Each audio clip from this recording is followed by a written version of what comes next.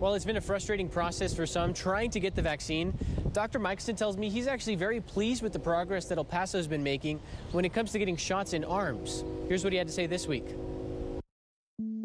How has this past week gone for you? This past week has been very encouraging for me.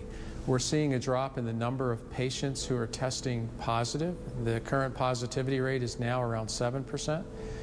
The total number of new cases each day in El Paso is also declining, and the number of patients in the hospital is going down. So this is all great news.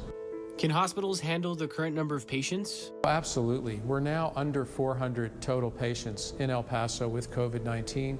We've dropped below 150 of those patients in ICU and below 100 intubated. So these are encouraging numbers, and I hope we continue to see a decline.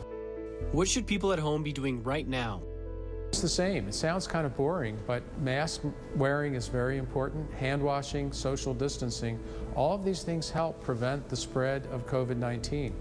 We know that many of our citizens haven't had the chance yet to get the vaccine, so their best protection is to continue doing these practices. What's the most eye-opening thing you've seen this week? The success we're having getting folks vaccinated.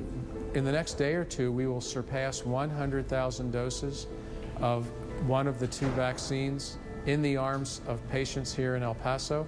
About 34,000 people are fully vaccinated, and I'm looking forward to that number continuing to go up. What's your prediction for next week? My prediction for next week is that we will hopefully see even more doses of vaccine arriving in the area.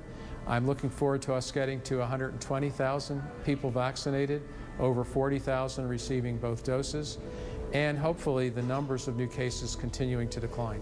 What is giving you hope at this time?